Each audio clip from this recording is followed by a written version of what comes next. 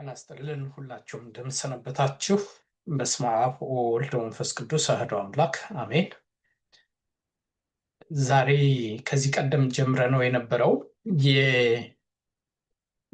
መዋጀት መንፈሳዊ አመራር ለተወሰነ ጊዜ በበዓላት ምክንያት አቋርጠነው ነበር። ዛሬ እንቀጥላለን እና ዛሬ የምናየው ከባለፈው እየቀጠለ እንግዲህ ዘመንን መዋጀት በተለያዩ ክፍሎች ከፍለን እያየነው ነበረ። ይሄ አራተኛ ክፍል መሆኑ ነው። ይሄ ዛሬ የምናየው ሎው ኦፍ አትራክሽን ወይም የስበት ሕግ የሚባል በዚህ ዘመን እየተስፋፋ ያለ በጣም ብዙ ሰዎችን እያሳሳተ ያለ በሀገራችንም ብዙ ከእምነት ጋር እየተቀላቀለ የሚነገር በተለይ በተወሰኑ እምነት ተቋማት በስፋት ሲተገበር የሚታይ በወጣቶች ዘንድ ደግሞ ብዙ ችግርን እያስከተለ ያለ ሁኔታ ስለሆነ በደንብ ማየት ያስፈልጋል። በኔ አቅም ደረጃ እግዚአብሔር እንደገለጸልን በተወሰነ መልኩ ነው የምናየው። የበለጠ ደግሞ ነገሩን ከኔ በላይ ያጠኑ ሰዎች ሊያብራሩት ይችላሉ። አምላካችን ልዑል እግዚአብሔር ሚስጥሩን ለሁላችን የሚገልጽልን የእመቤታችን የቅድስት ድንግል ማርያም የቅዱሳን ሁሉ ወዳጅ ረድኤታቸው አማላጅነታቸው አይለየን። ይሄ እንግዲህ ሎው ኦፍ አትራክሽን ነው። ሎው ኦፍ አትራክሽን ወይም የስበት ሕግ ብለን የምንተረጉመው ነው። እኛ ምንድን ነው ሎው ኦፍ አትራክሽን? ሃይማኖት ነው? ፍልስፍና ነው? ሳይኮሎጂ ነው? ምንድን ነው? ከሶስቱም የተቀላቀለ ነው። ፍልስፍና አለበት፣ ሳይኮሎጂ አለበት፣ እምነት አለበት። ሶስቱም ተቀላቅሎ ነው የሚመጣው። በኋላ እናየዋለን። እንግዲህ በአብዛኛው አስተሳሰቦቹ እነዚህ ናቸው። አስተሳሰቦቹ ትምህርቶቻቸው ይሄንን የሚመስሉ በአንድም በሌላም የሰማችሁ ካላችሁ እንግዲህ በተለያየ መልኩ ነው። አውቀው የሚሳሳቱም አሉ፣ የሚያሳስቱም አሉ፣ ደግሞ ሳይገባቸው የሚሳሳቱ አሉ። እምነት እየመሰላቸው ደግሞ ከእምነት ጋር በየዋህነት የሚከተሉ ሰዎች ይኖራሉ። በተለይ በወጣቶቻችን ዘንድ ይሄ ከባድ ችግር ሊሆን ይችላል ወደፊትም ቢሆን። እንግዲህ በአብዛኛው እነዚህ ናቸው አስተሳሰቦቻቸው። አንደኛው ዩ አር ፓወርፉል ክሬተር የሚሉት ነገር አለ። በጣም ሰው አንተ ራስህ አምላክ ነህ እስከ ማለት ድረስ የሚደርሱበት ጊዜ አለ። ሁሉን ማድረግ ትችላለህ፣ ዩኒቨርስን ማዘዝ ትችላለህ የሚሏቸው አስተሳሰቦች አሉ። ኔጌቲቭ ኢነርጂ የሚባል ነገር አስወግዱ የሚሉት አለ። እንግዲህ ዶንት ብሪንግ ኔጌቲቭ ኢነርጂ፣ ሰዎችን ኔጌቲቭ ኢነርጂ ካላቸው ሰዎች ራቅ፣ ፖዚቲቭ ኢነርጂ ቫይብ፣ እንዲህ አይነት ንግግሮች አሏቸው። ቅድም እንዳልነው ዘ ዩኒቨርስ ሪስፖንድስ ቱ ዩ የሚሉት አለ። ዩኒቨርስ በኋላ እናየዋለን። ሀሳብህ ሁሉን ነገር ባሰብከው ልክ ይሳካል፣ አንተ ሪያሊቲን መፍጠር ትችላለህ፣ ዩር ኮንሽስ ሼፕስ ሪያሊቲ የሚሉት አለ። ፍላጎትን ብቻ ተከተል፣ ፎሎ ዩር ዲዛየር የሚል ትምህርት አላቸው። ዩር ወርድስ ሃቭ ክሬቲቭ ፓወር የሚላቸው ቃል ሁሉን ነገር ማድረግ ይችላል የሚል አስተሳሰብ አላቸው። እንዲህ እያለ ነው የሚሄደው። ኢማጂኔሽንህ፣ አስተሳሰብህ፣ ቃልህ ሪያሊቲን ይፈጥራል የሚል አመለካከት ትምህርት ነው የሚያስተምሩት። እንግዲህ በአብዛኛው እዚህ ላይ የሚያጠነጥን ነው። ዘርዘር አድርገን ግን እናያቸዋለን። ቅድም እንዳልነው ብዙ ተከታይ ያለው በተለይ በዚህ በምዕራቡ ዓለም ብዙ ሰዎችን ሲከተላቸው ነው የሚታየው። ብዙ መጽሐፍቶችን የጻፉ ሰዎች አሉ። ለመነሻ የሚሆን አንዱም ምክንያት እሱ ነው። ፐርሱዌሲቭ የሆኑ በጣም ኢንፍሉዌንሻል የሆኑ ተጽዕኖ ፈጣሪ የሚባሉ ሰዎች የጻፏቸው መጽሐፍ በብዙ ሚሊዮን ኮፒ ተሽጠውላቸዋል። በኋላ እናያቸዋለን። ሳይኮሎጂን ከሜታፊዚካል ከእምነት ጋር አብሮ ይቀላቅላል፣ ከሳይንስ ጋር ይቀላቅላል፣ ከዘመኑ አስተሳሰብ ጋር ይቀላቅላል። ስለዚህ ብዙ ተከታይ የሚኖርበት ምክንያት አንዱም እሱ ነው።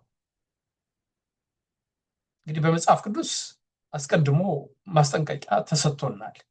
ማንም እንዳያታልላችሁ፣ የፍልስፍና አመለካከት፣ የፍልስፍና ትምህርት ዲሴፕቲቭ ፊሎሶፊ ተብሎ ቅዱስ ጳውሎስ ይህን በቆላሴስ መልእክቱ ምዕራፍ 2 ቁጥር 8 ላይ ጠቅሶልናል። ባዶ በሆነ በፍልስፍና በአሳሳች ሰዋዊ በሆነ ሰው ሰራሽ በሆነ በተቀየጠ በተቀላቀለ ትምህርት ማንም አያሳስታችሁ በደንብ ነው የተጻፈው። በጢሞቴዎስ መልእክቱ ምዕራፍ 4 ቁጥር 3 እስከ 4 ላይ እንደዚሁ ለሰው የሚመች ለሰው አእምሮ ሊመች ይችላል፣ ይስባል።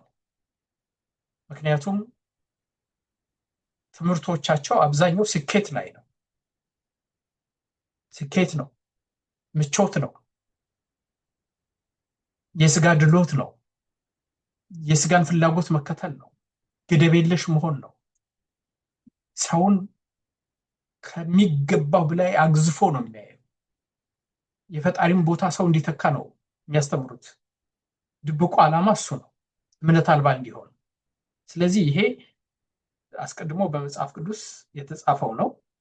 በመጨረሻው ዘመንም የሚመጣው እንደሱ እንደሆነ ወቁ ተብሎ የተጻፈው እሱ ነው። ሳውንድ የሆነ ዶክትሪን የቀደሙ አባቶች ያስተማሩትን እውነተኛውን ትምህርት የቤተክርስቲያንን ቀኖና የቤተክርስቲያንን አስተምሮ ከመከተል ይልቅ ዛሬ በእምነት ስም በየእምነት ተቋማቱ የምናየው አብዛኛው እምነት ለዚህ ዓለም ፍላጎት የተፈጠረ እስኪመስል ድረስ ዋናውን ዓላማ ዘላለማዊ መንግስቱን የሚበልጣውን ሰማያዊውን መንግስት የማይጠፋውን መንግስት ከመሻት ይልቅ ዛሬ ስለ ስኬት፣ ስለ ድሎት፣ ስለ ምቾት ነው የሚያስተምሩት እና ሎ ኦፍ አትራክሽን በአብዛኛው የሚያጠነጥነው እሱ ላይ ነው። እንግዲህ ሎ ኦፍ አትራክሽን የተባለው አንተ ሁሉን ነገር ትስባለህ ነው። ትስበዋለህ፣ ፖዚቲቭ ኢነርጂ ትስባለህ፣ ዩኒቨርስ ይታዘዝልሃል፣ አልህ ተአምር ያደርጋል፣ ኢማጂን ያደረከው ነገር ሁሉ ይሳካል። እንዲህ ነው የሚያስተምሩት። ሎ ኦፍ አትራክሽን ያሉት በሱ ምክንያት ነው እና ዝርዝር አድርገን እናያቸው። በ11 በ12 ክፍሎች ነው ከፍለ የምናየው። እንግዲህ ደጋግመው ከሚናገሯቸው አሁን በሚዲያም ላይ ሰምታችሁት ይሆናል። በቅርብ ጊዜ በተለያዩ ሚዲያዎች እየቀረቡ ይህንን አስተሳሰባቸውን የሚያስተጋቡ ሰዎች ለማየት ችዬ ነበረ። በዚህም በምዕራቡም ዓለም በተደጋጋሚ ከሚናገሯቸው ነገሮች እንግዲህ ብዙ ጊዜ የሚሉ ዩኒቨርስን ጠየቅኩት እና የስኬት በር ተከፈተልኝ ይላሉ። አስከ ዘ ዩኒቨርስ ኤንድ ሰደንሊ ኦፖርቹኒቲስ አፒርድ ነው የሚሉት። ሁሉም ነገር ተሰካካልኝ፣ ኢነርጂ ላይ ፎከስ ባደረኩ ጊዜ ኢነርጄቲክ ሆንኩኝ እና ዩኒቨርስ ምንድን ነው ራሱ ይሄን ቃል ዩኒቨርስ ሰማይ ነው ምንድን ነው? ለምንድን ነው ዩኒቨርስ የሚል ቃል የተጠቀሙት? ምንድን ነው ዩኒቨርስ ማለት? መንግስተ ሰማይ ማለት ነው? ምንድን ነው? እግዚአብሔር ማለት ነው? ሰው በየእምነቱ እንዲተረጉመው አድርገው እንዲያሳስት አድርገው ነው ያመጡት። ተጠንቶ ነው ዩኒቨርስ የሚባለውን ቃል ራሱ የሚጠቀሙት በጥናት ነው። ዩኒቨርስ ለአማኙ እግዚአብሔርን ብሎ ይወስደዋል። አይ እኔ እኮ ከእግዚአብሔር ጋር ዩኒቨርስ ማን ነው ስትሏቸው እግዚአብሔር ነው ይሏቸው። ለሌላው ደግሞ ለማያምነው ሰው ደግሞ ዩኒቨርስ እግዚአብሔርን ከምትጠራ ዩኒቨርስ ወደ ላይ ዝም ብለህ አንጋጥ። እንዲህ አድርገው ነው እንግዲህ ያሉ የሚያሳስቱበት። እንግዲህ ፎከስ ጥሩ ነው አይደል? ፎከስ ማድረግ ጥሩ ነው። አንድ ጉዳይ ላይ ትኩረት አድርጎ መስራት ጥሩ ነው። ፐርሲስታንስ ጥሩ ነው። ከሬጅ ጥሩ ነው። ይሄ እምነት የትኛውም እምነት ክርስትና ከምንም በላይ የሚያበረታታው ሰው ትኩረት አድርጎ በትዕግስት በትጋት ሲሰራ ይሳካል። እሱ አይደለም ችግሩ። ችግር የሚሆነው እግዚአብሔር ከህይወቱ ውስጥ ሲወጣ ነው። ችግሩ እሱ ነው። የማይታይ የማይዳሰስ ዩኒቨርስ የሚባል ቃል ምንድን ነው ስትሏቸው ማንም ሰው ሊመልሰው የማይችል የሚያወናብድ፣ ሰው ከእምነት እንዲወጣ ራሱን እንዲያመልክ ከእግዚአብሔር እንዲለይ መሆኑ ነው። ችግሩ እሱ ነው። ችግሩ መጸለዩ አይደለም። ጸሎቱ ለማን ነው ነው? ጸሎት ምንድን ነው? እምነት በእምነት የሚጸለይ ነው ወይንስ ቴክኒክ ነው? የማታለያ ዘዴ ልክ እንደ ሳይንስ እንደ ማንኛውም እንደምንጠቀምበት ቴክኒክ እንደ ቴክኒክ ነው ተጠቀሙበት የሚሉት። ችግሩ እሱ ላይ ነው። እንዴት ነው ዩኒቨርስ ለሰው ሪስፖንድ የሚያደርገው? ለእግዚአብሔር ቃል ይታዘዛል፣ እውነት ነው። ለእግዚአብሔር ፈቃድ ፍጥረታት ይገዛሉ። ሰማያት፣ ምድር ሁሉም በእርሱ እጅ ናቸው፣ ይታዘዛሉ፣ እውነት ነው። ለፍጥረት ግን እንደሱ አይደለም። እግዚአብሔር ሲፈቅድ ነው ፍጥረታት የሚገዙት፣ ፍጥረታት ሪስፖንድ የሚያደርጉት። እንግዲህ መሰረታዊ ችግር እዚህ ላይ ነው ያለው። አንደኛው እሱ ነው። ሁለተኛው አቮይድ ፒፕል ኦር ኮንቨርሴሽንስ ዊዝ ኔጌቲቭ ኢነርጂ ነው የሚሉት። ኔጌቲቭ ኢነርጂ የሚባል ነገር አስወግድ፣ ኔጌቲቭ ኢነርጂ። ይሄ በጣም በተደጋጋሚ በአንድም በሌላም እየታየ ያለ ነው። ብዙ ሰዎች ሲናገሩ ትሰሙታላችሁ። በተለይ በዚህ ዘመን በኢትዮጵያ አንዱ ሰፍቶ ከሚነገር ነገር ኔጌቲቭ ኢነርጂ አስወግድ፣ ኔጌቲቭ ኢነርጂ አታውራ፣ ክፉ ክፉ ነገር አታውራ። ይሄ ዲናያል በጣም ከባዱ በሽታ እሱ ነው። ምን ማለት ነው? አቮይድ ፒፕል ኦር ኮንቨርሴሽንስ ዊዝ ኔጌቲቭ ኢነርጂ። ክፉ ነገር አትስማ ማለት ምን ማለት ነው? ክፉ ነገርን ሰምቶ መፍትሄ መፈለግ ጥሩ ነው እንጂ የሚባለው ክፉ ነገርን እንዳላዩ እንዳልሰሙ ዲናይ ማድረግ መካድ፣ ምን ይሄ ትልቅ በሽታ ነው። በተለይ ስልጣን በያዙ ሰዎች ሲሆን ደግሞ በጣም ከባድ ነው። መፍትሄ አይፈለግማ እና በምዕራቡም ዓለም አንዱ እያስቸገረ ያለው ይሄንን ነው። ሰው በምናብ ዓለም ዝም ብሎ በቅዠት መንሳፈፍ ሆነ። ሁልጊዜ በጎ ማሰብ ጥሩ ነው። ፖዚቲቭ መልካም ማሰብ ሰው ሀሳቡን ነው የሚመስለው። በመጽሐፍ ቅዱስም የተጻፈው እሱ ነው። መልካም መመኘት፣ መልካም ማሰብ። ቅዱስ ጳውሎስም በፊልጵስዩስ መልእክቱ ምዕራፍ 4 በጎ በጎ የሆነውን ነገር አስቡ። እውነት ነው።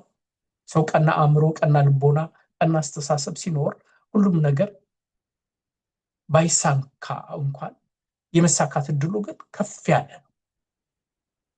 እወድቃለሁ፣ እሳሳታለሁ፣ እከስራለሁ፣ አይሳካልኝም ከማለት ይልቅ ሰው ይሳካልኛል ግን እግዚአብሔር ቢፈቅድ አለበት። ይሄ ነው አሁን ችግሩ። እግዚአብሔር ቢፈቅድ ይሳካልኛል፣ እግዚአብሔር ከረዳኝ ይሳካልኛል። ከጸሎት ጋር ሲሆን ፈቃድህ ይሁን ሲሉ ፖዚቲቭ ቲንኪንግ በጣም ጥሩ ነው። ሰው አስተሳሰቡን ነው የሚመስለው። እሱ እውነት ነው። መልካም ነገርን መመኘት በጣም ጥሩ ነው።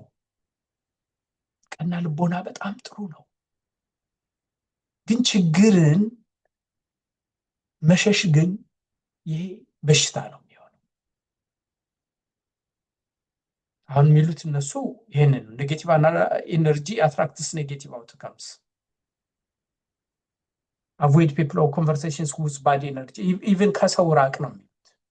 አሁን እነዚህ ሰዎች በቃ አይ ይሄ ነገር እኮ አያዋጣም፣ ይሄ መስመር አያስኬድም፣ በዚህ መንገድ ከተጓዝን ችግር አለ፣ ችግር እየገጠመን ነው ከተባለ እነዛን ሰዎች አስወግዱ። እንዲህ አይነት በሽታ ነው። እንግዲህ ምክር መስማት የሚባል ነገር ይጠፋል። መፍትሄ መፈለግ የሚባል ነገር ይጠፋል።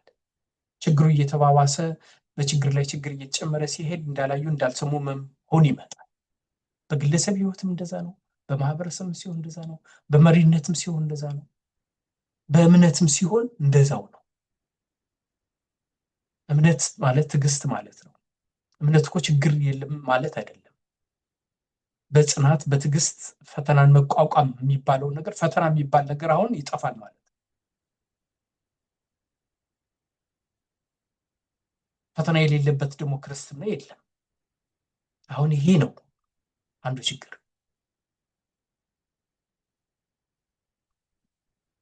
ኔጌቲቭ የሚባለው ይሄ አሁን ከሰውም ቢሆን እውነት ነው። ሁልጊዜ ጭንቀት ነው፣ ሁልጊዜ ውድቀት ነው፣ ሁልጊዜ ጨለማን፣ ሁልጊዜ ጥፋትን፣ ሁልጊዜ ሽንፈትን የሚያወራ ሰው ይሄ ኢሞሽናል ኮንቲጂን ሪል ነው። እንደሱ መሆን አያስፈልግም።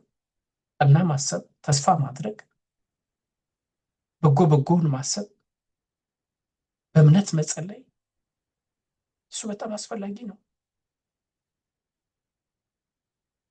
10 ነገር ይሳካል ብሎ ማሰብና መወጠን ማቀድ፣ 10ሩ ባይሳካ እንኳን 8ቱ 7ቱ እንዲሳካ ሊያደርግ ይችላል።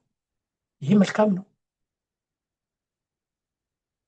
ሁልጊዜ ችግርን ሲያመነዥኩ የሚውሉ ሰዎች ያሉ፣ ከሱ መራቅ አስፈላጊ ነው። ግን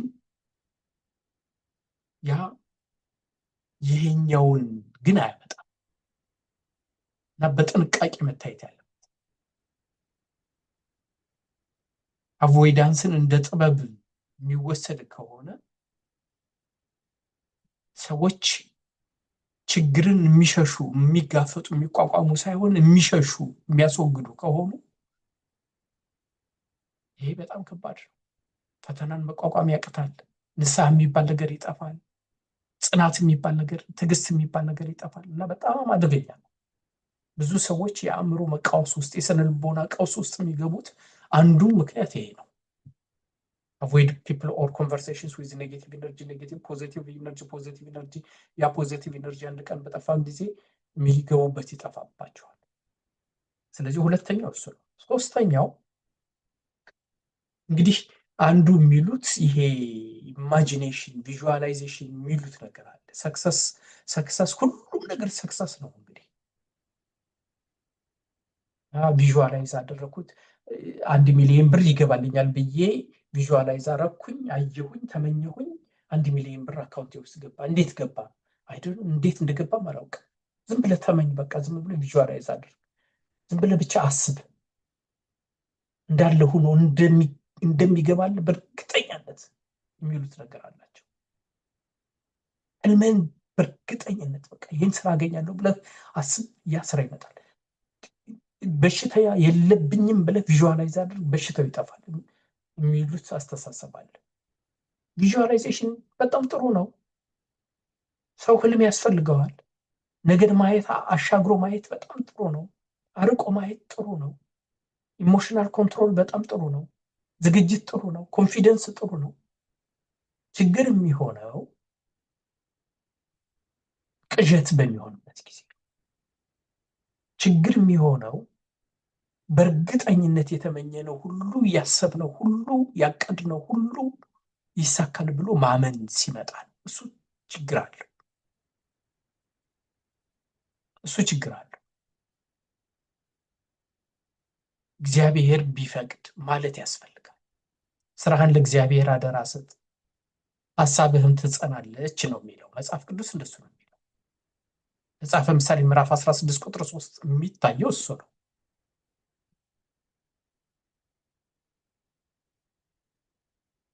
ከህልም ጋር ከምኞት ጋር እምነት ይፈልጋል፣ መታዘዝ ይፈልጋል፣ ጽናት ይፈልጋል፣ ኢንሹራንስ ትጋት ይፈልጋል፣ ቁርጠኝነት ይፈልጋል እንጂ ዝም ብሎ ይሄ ቅዠት አሁን አንዱ እያስቸገረ ያለው ብዙ ወጣቶች በአንድ ጊዜ ሚሊዮነር መሆን፣ በአንድ ጊዜ ስኬት፣ በአንድ ጊዜ እሱ አይደለም። ደረጃ በደረጃ ይመጣል እና አንዱ የቅዠት መንገዱ ይሄ ነው። አራተኛ የሚሉት ከዚህ ጋር የሚያያዝ አስተሳሰቤን ቀየርኩኝ፣ ህይወቴ ሙሉ በሙሉ ተቀየረ። I changed my thinking and my life completely transformed ይላሉ እና ይሄም በጣም በጣም አደገኛ ነው። አስተሳሰብ መቀየር በጣም አስፈላጊ ነው። መጽሐፍ ቅዱሳዊ ነው። ቅድም እንዳልነው መጽሐፈ ምሳሌ ምዕራፍ 23 ቁጥር 7 ላይ ሰው አስተሳሰቡን ይመስላል፣ ሰው በልቡ እንዳሰበ እንደዚሁ ነው። ምክንያቱም ሁሉም ነገር ከአስተሳሰብ ነው የሚቀዳው። ልክ ነው።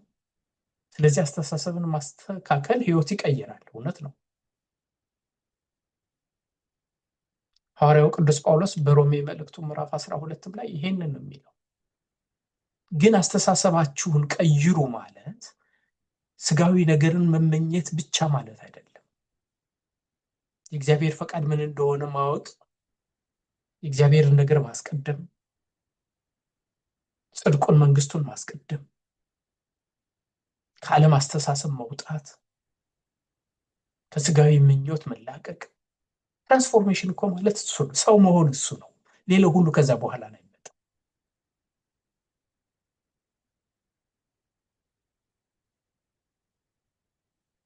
ሌላው ሁሉ ከሱ በኋላ ይመጣል። ሁሉም ነገር ገንዘብ ከሆነ፣ ሁሉም ነገር ስጋዊ ምኞት ከሆነ፣ ሁሉም ነገር ድሎት ከሆነ ይህ ከሰው ያነሰ ህይወት ነው የሚሆነው። ደግሞ አስተሳሰብን ብቻ በመቀየር ሁሉም ነገር አይመጣም። ቅድም እንዳልነው ዲሲፕሊን ይፈልጋል፣ ስራ ይፈልጋል፣ ማቀድ ይፈልጋል፣ ጥረት ይፈልጋል፣ ወድቆ መነሳትን ይፈልጋል፣ የእግዚአብሔር ፈቃድ ያስፈልገዋል። ብዙ ነገር ነው ያለ ህይወት፣ ብዙ ውጣ ውረድ ስላለ ከዚህ ጋር አብሮ የሚሄደው አይ ስፖክ አባንደንስ ኤንድ ኢት ኬም የሚሉት ደግሞ አለ። በቃ ዝም ብሎ ይሄ ልክ እግዚአብሔር ዓለምን ሲፈጥር ይሁን አለ ሆነ እንደሚለው እሱ ለእግዚአብሔር ብቻ የእግዚአብሔር ብቻ ስልጣኑ ነው። ቃሉ ሰማይን የፈጠረ ምድርን የፈጠረ ፍጥረታትን የፈጠረ ኃያል እግዚአብሔር ብቻ ነው። ሰው ግን ውስንነት አለበት። አንዳንድ ጊዜ ተናገር በቃ ይሆናል ብለህ ተናገር፣ ቃሉን አውጣው የሚሉት አላቸው። አይ ስፖክ አባንደንስ ይሄ የቃል ጉልበት የሚሉት ደግሞ ይሄ ነው። ይሆናል በቃ የዛሬ ወር 1 ሚሊዮን ብር አገኛለሁ ብለህ ተናገር ይሆናል። ዲክሌር አድርግ፣ ቢዝነሴ በዚህን ያክል እጥፍ ያድጋል ብለህ ተናገር፣ ትዳር አገኛለሁ ብለህ ተናገር ይሆናል። እንዲህ አይነት ይሄም ቅዠትም ያለበት ነው።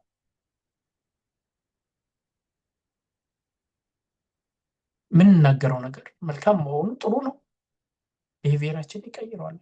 ሰው ንግግሩንም ይመስላል። መልካም የሚናገር ሰው ሪሌሽንሽፕ ከንግግር ይመጣል። ጥሩ ነገር መናገር ኮንፊደንስ ያሳድጋል። ከሰው ጋር ብዙ ወዳጆችን ያፈራል። ሰክሰስ ሊያመጣ ይችላል። ከቃል የተነሳ ትጸድቃለህ፣ ከቃል የተነሳ ደግሞ ትኮነናለህ። ህይወትም ሞትም በምላስህ ናት። መጽሐፍ ቅዱስ የሚያስተምረን እንደሱ ነው። ቃል ትልቅ ጉልበት አለው፣ እርግጥ ነው። ግን ይሄ የተመኘነውን ሁሉ በቃላችን እናመጣለን ማለት ይሄ ከእምነት የወጣ የፈጣሪን ስልጣን መጋፋት፣ ፍጡሩን እንደ ፈጣሪ እንዲሆን የሚያስተምር ትምህርት ቅዠት ነው፣ ክህደትም ነው። እና ይህንን በዚህ መልኩ ደግሞ ማየት አስፈላጊ ነው። 5ኛው እሱ ነው። 6ኛው ከሱም ጋር አብሮ ሊሄድ የሚችል በቃ በፍጹም አመንኩኝ እና በፍጹም ካመንክ ይሆንልሃል። መጽሐፍ ቅዱስም ይጠቅሳሉ። እዚህ መጽሐፉም ላይ የጻፏቸው መጽሐፎችም ላይ ብዙ የመጽሐፍ ቅዱስ ክፍሎች አሉት። በእነሱ በሚስማማቸው መልኩ ነው የሚተረጉሙት። በቃ እንዳመንክ ይሁንልኝ ካልክ አሁን በመጽሐፍ ቅዱስ የማርቆስ ወንጌል ምዕራፍ 11 ቁጥር 24 ላይ የተጻፈው እሱ ነው። ቢሊቭ ዛት ዩ ሃቭ ሪሲቭድ እንደሆነልህ አድርገህ እመን፣ እንደ እምነት ይሆንልህ። እውነት ነው። እንደ እምነት ያመንነው ነው የሚሆንልህ። ያመንነው ሁሉ ግን ይሆናል ማለት አይደለም። በሌላ ስትተረጉሙት ነው የሚገባችሁ። አንድ ሰው አልችልም፣ እኔ ደካማ ነኝ፣ እኔ ማረባ ነኝ፣ እኔ እኮ ዋጋ የሌለኝ እድለ ጠማማ ነኝ እያለ አንድ ሰው ምንም ቢሆን ሊሳካለት አይችልም። እንደ እምነቱ ይሆንልህ ነው። አረባም እያለ አንድ ሰው እግዚአብሔር ለክብር ፈጥሮት መክሊት ሰጥቶት በዚህ ዓለም ያለ ዓላማ የፈጠረው ፍጡር ስለማይኖር ሰው ስለማይኖር በዓላማ አምጥቶት ማረባ ነኝ እድለ ጠማማ ነኝ ያለ እድሉን ፈጣሪውን ሲያማርር የሚኖር ሰው እንደዛ መክሊቱ እንደደበቀው ሰው ነው የሚሆነው። መክሊቱን እኮ የደበቀው ሰው በማቴዎስ ወንጌል ምዕራፍ 25 ላይ የነበረው እምነት ፍርሃት ስለነበረ ነው። አይ ማትረፍ አልችልም፣ ቢከስርብኝስ ብሎ ነገር ምን አለ? እንዲህ ብሎ በወድቅስ ብሎ እምነት አለ እንዴ? እንደዚህ አይነት እንደ እምነት ይሁንልህ ነው። እሱን ማስወገድ ያስፈልጋል። ፖዚቲቭ አቲቲዩድ ከጠንካራ እምነት ጋር ሲሆን ትክክል ነው። ግን እንደው ስላመንኩኝ ብቻ ሁሉም ነገር ይሆናል፣ ይሄ ግን ከመጽሐፍ ቅዱስ ትምህርት የወጣ ነው። በማቴዎስ ወንጌል የተጻፈው ሁል ጊዜ መሰረታዊ ነገር ማስተዋል ያስፈልጋል። አስቀድማችሁ ጽድቁን መንግስቱን ፈልጉ ነው። የሚቀድመውን ማስቀደም ያስፈልጋል። አባታችን ሆይ የሚለውን ጸሎት ደቀ መዛሙርትን ጌታችን አምላካችን መድኃኒታችን ኢየሱስ ክርስቶስ ሲያስተምራቸው ጧትም ማታም ምሳም ሁል ጊዜ ደጋግመን የምንጸልየውን ጸሎት አንድ ትልቁም ነገር አለው። አባታችን ሆይ በሰማያት የምትኖር ስምህ ይቀደስ፣ መንግስትህ ትምጣ፣ ፈቃድህ በሰማይ እንደሆነች እንዲሁም በምድር ትሁን። መንግስትህ ትምጣልን ነው ዋናው። መንግስቱን አስቀድሞ ነው። የምትሰጠን ነገር ደግሞ ፈቃድህ ትሁንልኝ፣ አንተ እንደፈቀድክ እንደወደድክ እንጂ እኔ እንደተመኘሁት አይሆን። ባይሳካስ? እምነት እኮ እንደሱም ነው። በለስ ባታፈራስ? እየጸለይን መከራ ቢገጥመንስ ልትክድ ነው? እየጾመን እየጸለይን እየሰገድን ባይሳካስ? አሁን እያስተማሩት ያለው ይሄንን ነው። የጸሎቱስ የስግደቱ የጾሙ ዓላማ ምድራዊ ብቻ ነው እንደ መሆን ያለበት? እያስተማሩ ያሉት ብዙዎቹ እምነቶች እንደዚህ ነው።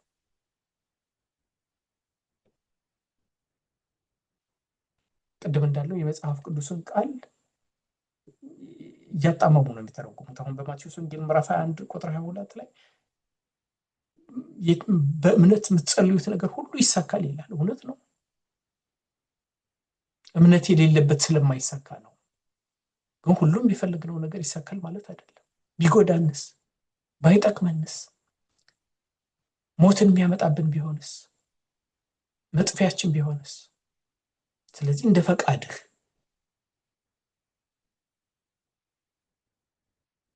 ስድስተኛው እሱ ነው።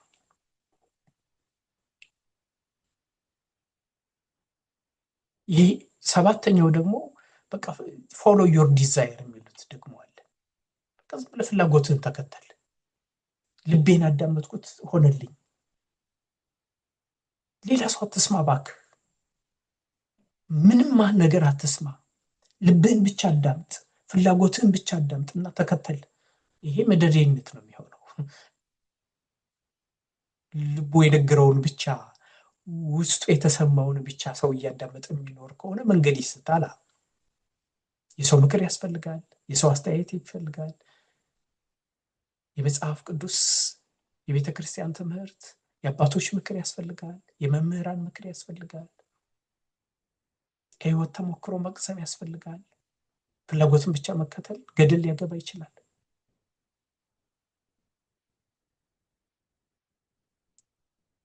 በእርግጥ ፍላጎት ሰው ፍላጎቱን ማዳመጥ ፓሽን ሲኖረው ጥሪውን ሲያውቅ ዲዛይር ኢፈርት ፊውል ያደርጋል። መነሳሳትን ያመጣል። ጽናትን ያመጣል። በፍላጎት የሆነ ነገር ሁሉ ፍጻሜው ጥሩ ይሆናል። ግን ፍላጎትን ብቻ ዝም ብሎ ልብህን ብቻ ተከተል፣ ሌላ ሰው አታዳምጥ፣ አረ ይሄ ነገር መልካም አይደለም የሚል ትምህርት አታዳምጥ፣ የእግዚአብሔርም የሚያስቀይምም ቢሆን ሰውም የሚያስቀይምም ቢሆን ነውርም ቢሆን ዝም ብለህ ልብህ ደስ ያለውን ነገር ብቻ ተከተል፣ ይሄ እንስሳ ሁን የሚል ትምህርት ነው እና በደንብ ጥንቃቄ የሚያስፈልገው ነው እንጂ እግዚአብሔር በመጽሐፍ ቅዱስም ተጽፏል። ቅዱስ ዳዊት በመዝሙር 37 ቁጥር 4 ላይ እግዚአብሔር የልብህን መሻት ይሰጣል ነው የሚለው። የልብ መሻት ያስፈልጋል። ምኞት ያስፈልጋል። ፓሽን ያስፈልጋል። ግን ልብህን ብቻ ፍላጎትህን ብቻ ራስህን ብቻ አዳምጥ የሚል ትምህርት ግን አደገኛ ነው። ስምንተኛው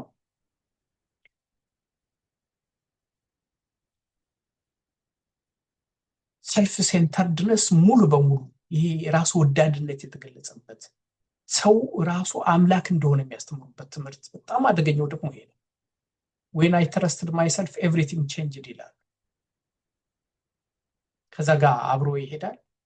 ሌላ ሰው ማዳመጥ አቆምኩኝ፣ ራሴን ብቻ አመንኩኝ፣ ሁሉም ነገር እና ህይወቴን እኔ ራሴ ሰራሁት። አሁን በቃ ትዕቢት፣ እብሪት፣ ሰው ራሱን ከፈጣሪ ጋር ማስተካከል እየተለመደ እየመጣ ነው።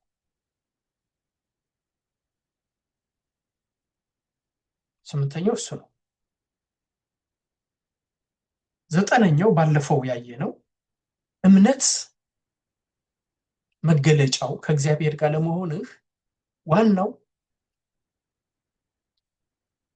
እግዚአብሔር እንደወደደ የሚታወቀው ዌልዝ ሀብት ሲሰጥህ ነው፣ ጤንነት ሲሰጥህ ነው፣ ስኬት ሲሰጥህ ነው። እነዚህ ትምህርቶች ባለፈው የሚያየነው አንዱ እሱ ነው። God gives you power to get wealth። ትምህርቱ ሁሉ እሱ ላይ እያጠነጠነ አሁን ብዙ የእምነት ተቋማትን ያዩዋቸው ትምህርቶቻቸው በሙሉ እዚህ ላይ ነው። ስኬት ነው፣ ምቾት ነው፣ ጤንነት ነው። ስብከቱ በሙሉ ምን ያክል ሰዓት ነው? ስለ ዘላለማዊ ህይወት፣ ስለ ንስሐ፣ ስለ አገልግሎት፣ በጎ ስለማድረግ፣ ራስን ስለመግዛት፣ ስለ መጸጸት፣ ስለ ፈተና፣ ስለ መከራ መስቀል ምን ያክል ሰዓት በየእምነት ተቋማቱ ምን ያክል ሰዓት ነው የሚሰበከው? በውጭም በሀገር ውስጥም ምን ያክል ነው? በዚህ ዘመን ዌልዝ ነው፣ ሄልዝ ነው፣ ስኬት ሰክሰስ ነው፣ ጤንነት ነው፣ ሀብት ነው፣ ስኬት ነው፣ ብልጽግና ነው የሚባለው ትምህርት እሱ ነው። እምነት በተቃራኒውም ሲሆን ደግሞ ፈተና ሲመጣ፣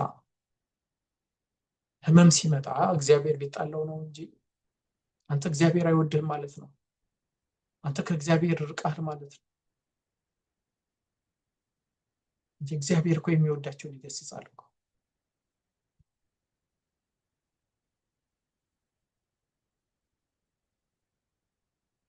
ችግር ሲደርስ፣ የቅርብ ሰው ሲሞት፣ አይ እግዚአብሔር ቅስፈት አምጥቶበት እንዲህ አድርጎበት የበደለው ነገር ቢኖር ነው እንጂ ይሄ ሰው ጻድቅ መስሎ ለካ የኔ ያክል ውስጡ ክፋት አለበት ማለት ነው እንዴ?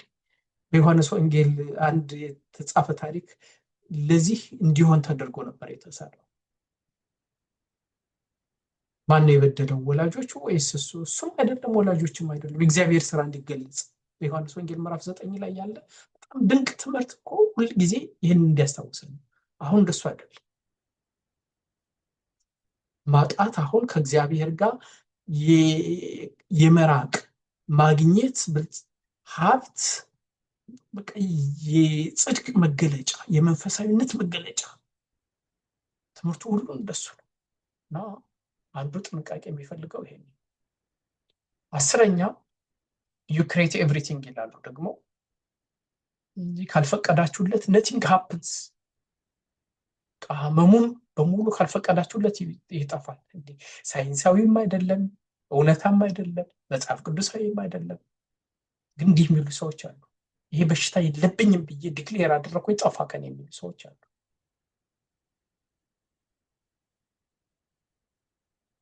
you create everything ብለው ነው የሚያስተምሩት። you create everything ሁሉን ማድረግ የሚችል እግዚአብሔር ብቻ ነው። እግዚአብሔር የፈቀደላቸው ሰዎች ጻድቃን ናቸው፣ ያውም በእርሱ ፈቃድ።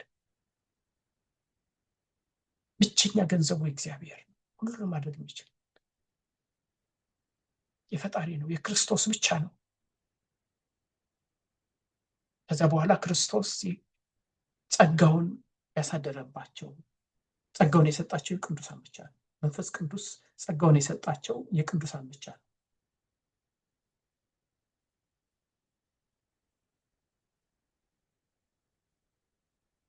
የእግዚአብሔርን ልዕልና፣ ኃያልነት የሚጋፋ በጣም አደገኛ ትምህርት። ሁሉን ማድረግ የሚችል ቅዱስ ዳዊት ያለው እሱ ነው። በሰማይ የሚኖር ሁሉን ማድረግ የሚችል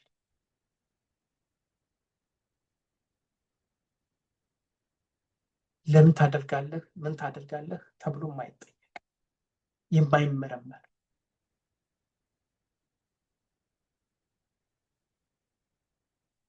ዓለምን ካለመኖር ወደ መኖር ያመጣ፣ ዓለምን አሳልፎ የባህሪ ገንዘቡ ስልጣኑ ሁሉን የሚችል ኤልሻዳይ የተባለ እግዚአብሔር ብቻ ነው። ስለዚህ ትውልዱን ሰውን ከእምነት የማራቅ አንዱ አጀንዳው በዚህ ነው የሚገለጸው። መጨረሻ ላይ your truth is the only truth፣ እውነት አንጻራዊ ነው። እውነት አንተ በቃ እውነት ብለህ የተቀበልከው ነገር ማንኛውም ነገር እውነት ነው ብሎ ያስተምራሉ። አንተ እውነት ከሆነ እውነት ነው እንዴ? እሱ ማለት አንጻራዊ እውነት። አሁን ብዙ ጊዜ የሐሰት መስፋፋት አንዱ ከዚህ ጋር የተያያዘ ነው። ሰው የየራሱን እውነት ዲፋይን እያደረገ ነው። እባክህ ማንም ሰው ይሄ እውነት ነው፣ ይሄ ትክክል አይደለም፣ ይሄ ትክክል ነው ብሎ ሊነግርህ አያስፈልግም ይላሉ። you are your own god።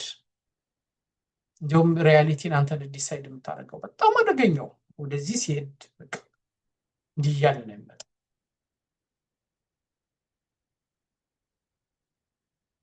መጽሐፍ ቅዱስም ይጠቅሳሉ። እግዚአብሔርና መልክ ምሳሌ የተፈጠርክ ነህ you will be like God ይላሉ።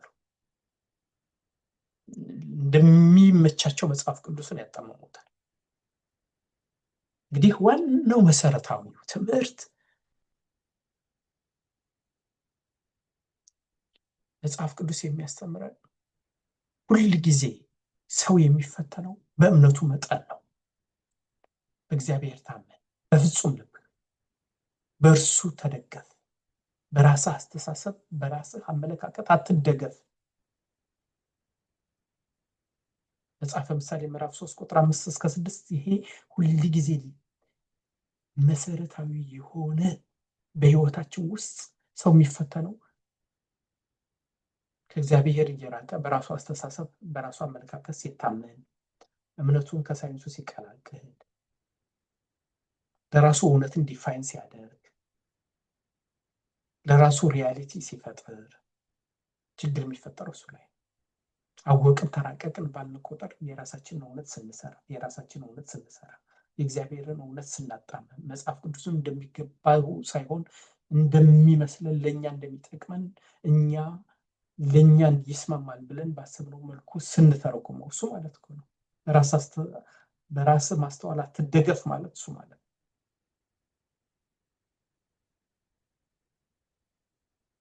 በእግዚአብሔር መታመን ማለት እሱ ማለት ነው። ስለዚህ እነዚህ 11 ናቸው። እንግዲህ አብዛኛው መጽሐፎቻቸው እነዚህ ናቸው። እዚህ ላይ እንደምታዩቸው እነዚህ ሰዎች ናቸው ይሄንን ትምህርት ያስፋፉት።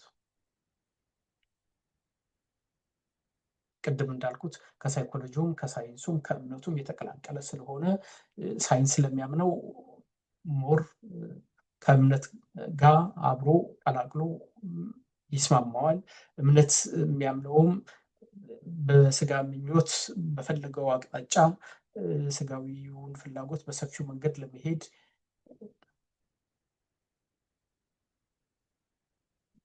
የሚመች ስለሆነ ለሱም ይስማማዋል። ሳይኮሎጂ የሚያምነው ደግሞ የመጽሐፍ ቅዱስንም የሳይንሱንም አቀላቅሎ አንድ ላይ ሲያገኘው ለሱም ይመቸዋል። ተከታዮቻቸው የሚበዙ ስለዚህ ነው። እነዚህ 10ዎች ናቸው። ቅድም እንዳየናቸው በአብዛኛው እዚህ ላይ ነው የሚያጠነጥነው። እነዚህ 11ዱ መጀመሪያ ላይ እንዳየናቸው ነው። ይሄ ነው እንግዲህ አንዱ ዘመንን መዋጀት ማለት እነዚህ አይነት ትምህርቶች ጋር እንዴት ነው መጠበቅ የሚቻለው? ወጣቶችን እንዴት ነው ማስተማር የሚቻለው? እኔ በውስን አቅም እንዲሁ አጀንዳው እንዲነሳ ነው እንጂ በደንብ በመጽሐፍ ቅዱሱ በቤተክርስቲያን እውቀቱ፣ ልምዱ፣ ጸጋው ያላቸው ሰዎች በደንብ ሊያስተምሩበት የሚገባ ለወጣቶቻችን በየስምንት ትምህርት ቤቱ ስልጠና ሊሰጥበት የሚገባ አውቀውትም ሳያውቁትም ብዙ ሰዎች ሊሳሳቱበት ይችላሉ። የእምነት መላላት የሚመጣው አንዱ እንደነዚህ አይነት ትምህርቶች ጠንካራ እምነትን ስለሚሸረሽሩ ሙሉ በሙሉ ባንከተላቸው እንኳን ጠንካራ እምነትን ይሸረሽራሉ። ሳናውቀው እያለቅን ነው የምንሄደው፣ እየተሸረሸርን እየሟሟን ነው የምንሄደው፣ ደግሞ እየጨመረ ነው የሚሄደው። በሰንበት ትምህርት ቤቶች፣ በጉባኤ፣ በወጣቶች፣ በምሁራን ጥናት ተደግፎ በቴሌቪዥን መርሃ ግብሮች ውይይቶች ቢደረግበት የበለጠ በጥልቀት ቢመረመር ይሄን ነገር በእንጭጩ መቅጨትና ከአደጋው መከላከል ይቻላል። ዘመንን መዋጀት ማለት እሱ ማለት ነው። አንዱ ምን ያክል መምህራን በዚህ ተዘጋጅተዋል? እንግዲህ አንዱ በቤተክርስቲያን ውስጥ አንዱ ያለን ድክመት እሱ ነው። ምን ያክል ይህን ነገር ችላ ያልነው ነው። አውቀነውም ሳናውቀውም እኮ አሁን ብዙ የሃይማኖት መምህራን ይህንን ጉዳይ ምን ያክል ትኩረት ሰጥተውታል ብቻ ሳይሆን ምን ያክል ደግሞ የቤተክርስቲያን መሪዎች በዚህ ሀሳብ ውስጥ አውቀውትም ሳያውቁትም ይህንን ሀሳብ እኮ የሚያራምዱም እኮ ይኖራሉ። ቁጥራቸው ምን ያክል ነው እግዚአብሔር ያውቃል። ስለዚህ በደንብ ጥንቃቄ የሚፈልግ ውይይት የሚፈልግ ትኩረት የሚፈልግ በትምህርት ስርዓት ውስጥ ተካቶ ትምህርት ሊሰጥበት የሚገባ ይመስለኛል። ለዛሬው ግን እዚህ ይበቃል። ያስተማረን አምላካችን ልዑል እግዚአብሔር ክብር ምስጋና ይግባው። እግዚአብሔር ይስጥልኝ።